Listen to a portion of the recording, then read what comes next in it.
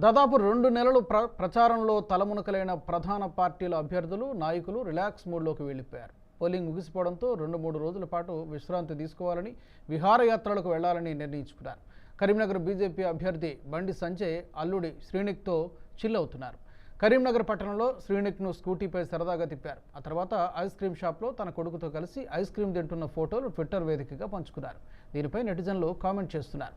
ఓ సాధారణ వ్యక్తుల స్కూటీపై తన కొడుకుని ఎక్కించుకొని తిప్పుతున్నారని నెటిజన్లు, అభిమానులు హర్షం వ్యక్తం చేస్తున్నారు.